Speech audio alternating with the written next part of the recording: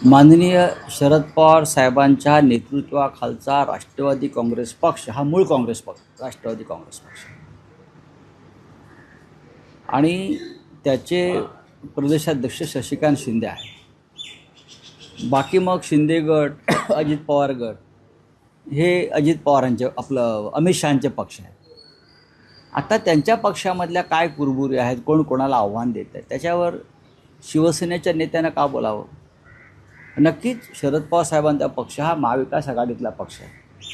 शरद पवार साहेब हे महाविकास आघाडीचे आमचे अत्यंत महत्त्वाचे नेते आहेत.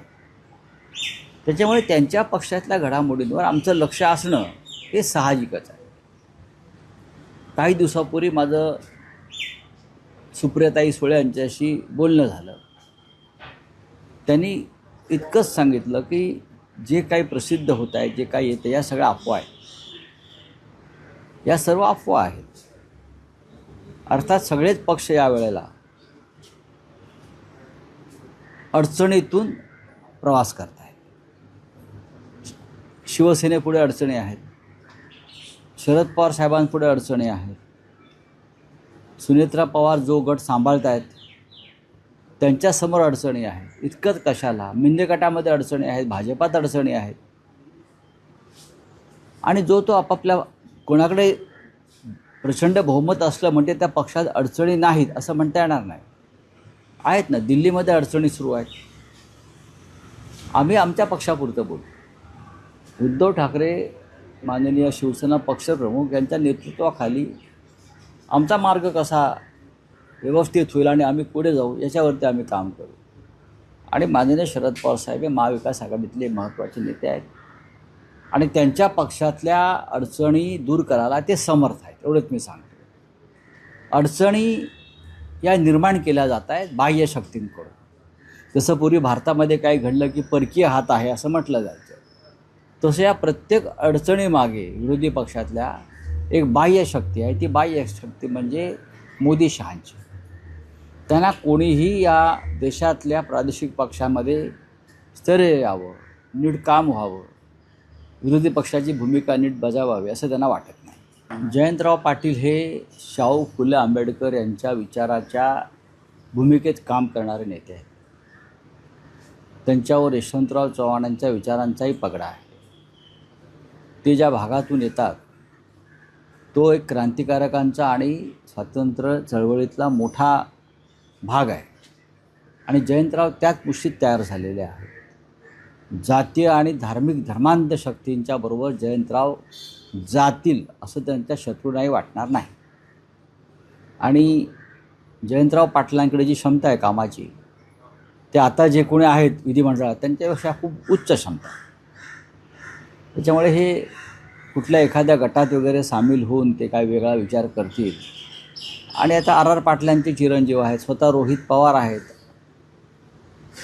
त्यानंतर असे अनेक आमदार, 10 जरी संख्या 10 असेल तरी त्यांच्यातले बहुसंख्य आमदार हे याच विचाराचे आहेत.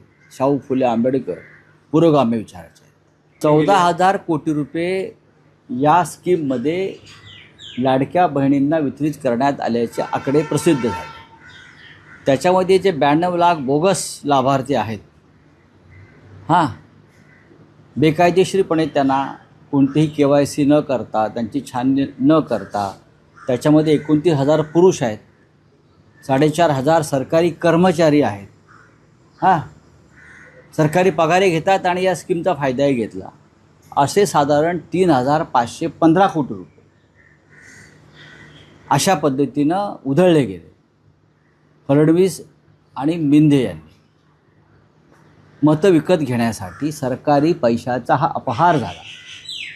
हा गुन्हा म्हणजे राम मंदिरातली दानपेटी लुटणं आणि सरकारची जनतेच्या करातली तिजोरी लुटणं, हा गुन्हा एकच आहे. अशा वेळेला 3,515 कोटीची वसुली कशी करणार हा मोठा प्रश्न आहे. तुम्ही एखाद्या बँकेत फ्रॉड झाला तर त्या कर्मचाऱ्याला 5,000 रुपयासाठी अटक करता. एक फ्रॉड झाला म्हणून. विजय मल्ल्या, नीरव मोदी, ललित मोदी, मेहुल चोक्सी हे का पळून गेले? त्यांनी बँकेच्या पैशाचा अपहार केला असं त्यांच्यावर ठपका आहे, म्हणून त्यांच्यावर रेड कॉर्नर नोटीस. ईडी CBIच्या नोटिसेस आहेत, त्यांची संपत्ती जप्त केली. 3,515 कोटी रुपये सरकारी तिजोरीतून बेकायदेशीरपणे मतं विकत घेण्यासाठी वापरले. हा तर या शतकातला सगळ्यात मोठा अपहार आहे ना. मग हे पैसे वसूल कसे करणार तुम्ही? तुम्ही आता 92 लाख लोक वगळले म्हणून तुम्हाला इथे गप्प बसता येणार नाही. या 92 लाख लोकांना ज्यांच्या सहीनं पैसे मिळाले, ज्यांच्या आदेशानं मिळालं, ते तेव्हाचं एकनाथ शिंदे कॅबिनेट, या संपूर्ण कॅबिनेटवर सरकारी पैशाचा अपहाराचा गुन्हा दाखल व्हायला पाहिजे. आणि संपूर्ण कॅबिनेट, तेव्हाचे मुख्य सचिव, अर्थसचिव, महिला व बालकल्याण सचिव ह्यांची व्यक्तिगत संपत्ती जप्त करून ही वसुली पैशांची व्हायला हवी, असं आमचं मत आहे. हा पैसा पचवू देता कामा नये. याला परदेशी भाषेमध्ये गुन्हा स्टेट कॅप्चरचा आहे. राज्य विकत घेणं गैरमार्गानं हा स्टेट कॅप्चरचा गुन्हा आहे. अशा प्रकारचे गुन्हे रशियात झालेले आहेत, अशा प्रकारचे गुन्हे साऊथ आफ्रिकेला झालेले आहेत. आणि अशा प्रकारचा गुन्हा इदी अमीन युगांडा, तिथे स्टेट कॅप्चरचे गुन्हे आहेत. राज्य बेकायदेशीर मार्गाने विकत घ्यायचे. तर त्याच्यामुळे ह्याच्यावरती कारवाई होणं गरजेचं आहे.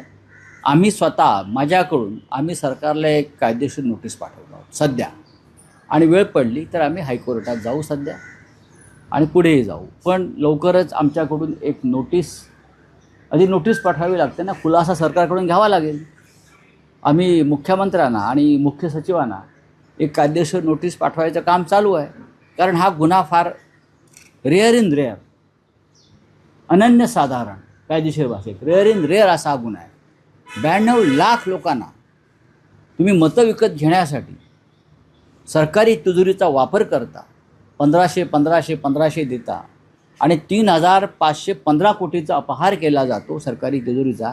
तुमच्या बापाचे पैसे आहेत का रे? बापाचे पैसे. शेतकऱ्यांची कर्जमाफी नाही, विद्यार्थ्यांसाठी योजना नाही, आश्रमशाळांचं निधी मिळत नाही आहे, अशा अनेक आहेत. दिव्यांगांना अजून त्यांचा भत्ता मिळत नाही आहे, दिव्यांगांचे पैसे अडकलेले आहेत. काय करतायत तुम्ही लोक? आणि 3,515 कोटी रुपये मतं विकत घ्यायला तुम्ही सरकारी तिजोरी लुटता, ही अत्यंत गंभीर गोष्ट आहे. कोणीही गप्प बसलं तरी मी गप्प बसणार नाही.